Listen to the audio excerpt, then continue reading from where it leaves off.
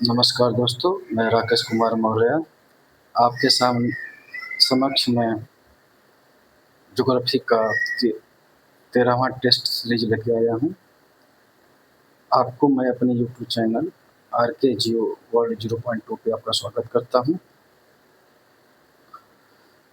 इस test series में भी हमने 15 प्रश्नों को सम्मिलित किया हुआ है, जो बहुत ही महत्वपूर्ण प्रश्न हैं, जो आगामी एग्जाम में आपको देखने को ज़रूर मिलेंगे। ये मेरा आपसे वादा रहा। हमने ऐसे प्रश्नों का कलेक्शन किया है जो कहीं न कहीं पूछ लिए होंगे या पूछे जाने की ज़्यादा संभावनाएँ हैं। ठीक है दोस्तों? आप हमारे प्रश्नों को देखिए और उसको सोचिए कि हमने किस तरह किस तरह के प्रश्नों का कलेक्शन किया है। क्योंकि हमारा जो प्रश्नों का कलेक्शन का जो क्राइटेरिया है, वह आयोग के आधार पर है। चाहे वो जेईई नेट हो, चाहे जीआईसी हो, यूपी उत्तर प्रदेश लोक सेवा आयोग द्वारा जीआईसी हो, चाहे जीडीसी हो, चाहे असिस्टेंट प्रोफेसर, उसके आधार पर हमने प्रश्नों का अपने हिसाब से चयन किया है। दोस्तों, मैं कहीं से प्रश्नों को छापता नहीं हूँ। मैं खुद बुकों को पढ़कर इस तरह के प्रश्नों को हमने बनाया है। ठीक है दोस्तों? हमने किसी प्रकाशन से यह प्रश्न उत्तर नहीं करा रहे हैं। हम खुद ये मुख्य रूप से हम लगभग में 5000 के आस-पास हमने प्रश्नों का कलेक्शन किया है। 5000 प्रश्नों का, हर क्षेत्र से, और उन्हीं प्रश्नों को कलेक्शन को हम यहाँ पे आपके सामने लेकर आ रहे हैं। ठीक है दोस्तों? जो 15-15 क्वेश्चन के टेस्ट सीरीज के रूप में हम आपके सामने लेके आ रहे हैं। ये हमारा 13वां टेस्ट सीरीज है ज्योग्राफी का। ठीक है दोस्तों? पहला प्रश्न है, कह रहा है, किस वायुमंडलीय परत को वायुमंडल का सीमांत क्षेत्र कहा जाता है? ठीक है दोस्तों? किस वायुमंडलीय परत को वायुमंडल का सीमांत क्षेत्र कहा जाता है? ऑप्शन ए है क्षोभ मंडल को, ऑप्शन बी है समता मंडल को, ऑप्शन सी है मध्य मंडल को, और ऑप्शन डी है बाह्य मंडल को। दोस्तों, आपने इस प्रश्न के उत्तर का चयन कर लिया होगा। इसका जो सही उत्तर है दोस्तों, वो है ऑप्शन डी, बाह्य मंडल को। बाह्य मंडल को वायुमंडल का सीमांत क्षेत्र भी कहा जाता है दोस्तों। ठीक है दोस्तों? अब हम दूसरा प्रश्न देखते हैं दोस्तों। दूसरा प्रश्न दोस्तों थॉट से है। दूसरा प्रश्न कह रहा है, किस भूगोलवेत्ता का यह कथन है, किस भूगोलवेत्ता का यह कथन है कि पृथ्वी अपनी परिक्रमा 24 घंटे में पूरी करती है? ठीक है दोस्तों?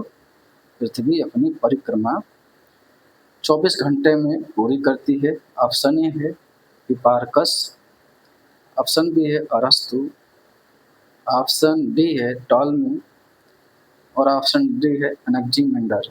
ठीक है दोस्तों? एनेक्सीमेंडर। दोस्तों, इसका जो सही उत्तर है वह है ऑप्शन ए, हिपार्कस। हिपार्कस ने पृथ्वी को कहा था कि यह 24 घंटे में अपनी एक परिक्रमा पूरी करती है। ठीक दोस्तों? और हिपार्कस ने ही मुख्य रूप से पृथ्वी को 360 अक्षांशों में मुख्य रूप से विभाजित किया था। ठीक है दोस्तों? देशांतर और अक्षांशों में विभाजित किया था। ठीक है दोस्तों? आगे हम देखते हैं तीसरा प्रश्न। तीसरा प्रश्न कह रहा है, लाइफ ऑफ रिटर पुस्तक के लेखक कौन है? दोस्तों, यह प्रश्न अभी नहीं आया होगा कहीं, इसलिए हमने इसको समाहित किया है। लाइफ ऑफ रिटर किसकी पुस्तक है या पुस्तक के लेखक कौन है? ऑप्शन ए है रेकलस, ऑप्शन बी है गेज, ऑप्शन सी है डी मार्तोनी, और ऑप्शन डी है ईशा ओमेन। तो दोस्तों, इसका जो सही उत्तर है वो ऑप्शन बी, गेज ने लाइफ ऑफ रिटर नामक पुस्तक लिखी है। चौथा प्रश्न देखते हैं दोस्तों। ये बहुत ही महत्वपूर्ण प्रश्न है दोस्तों। इस तरह के प्रश्नों का चयन आयोग द्वारा खूब किया जा रहा है। किसने सर्वप्रथम पारिस्थितिक मंडल शब्द का प्रयोग पर्यावरण के लिए किया था? ठीक है दोस्तों? किसने सर्वप्रथम पारिस्थितिक मंडल, जिसको हम इकोस्फीयर भी कहते हैं इंग्लिश में, शब्द का प्रयोग पर्यावरण के लिए किसने किया था?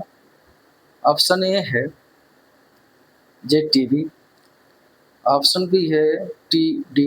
ब्राक, ऑप्शन सी है एल.सी. कोल और ऑप्शन डी है आर.एफ. दास मैन। तो दोस्तों इसका जो सही उत्तर है वो है ऑप्शन सी, एल.सी. कोल। एल.सी. कोल ने पारिस्थितिक मंडल शब्द का प्रयोग किया था पर्यावरण के लिए। ठीक है दोस्तों, अब हम देखते हैं 5वां प्रश्न दोस्तों। 5वां प्रश्न कह रहा है दोस्तों, किसने पारिस्थितिकी को मस्तिष्क की दशा के रूप में परिभाषित किया है? किसने पारिस्थितिकी को मस्तिष्क की दशा के रूप में परिभाषित किया है? ऑप्शन ए है आर.एफ.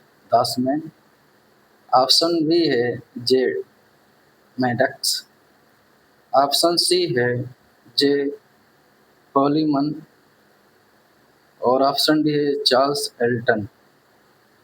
तो दोस्तों इसका जो सही उत्तर है वह है बी, जे मैडक्स। जे मैडक्स ने पारिस्थितिकी को मस्तिष्क की दशा के रूप में परिभाषित किया है। ठीक है दोस्तों, छठा प्रश्न देखते हैं दोस्तों। छठा प्रश्न बहुत ही महत्वपूर्ण है दोस्तों। इस तरह का प्रश्न अधिकतर यूजी नेट असिस्टेंट प्रोफेसर और जीडीसी में किया जा रहा है। बहुत ही महत्वपूर्ण प्रश्नों का हम कलेक्शन लेके आपके सामने आए हुए हैं।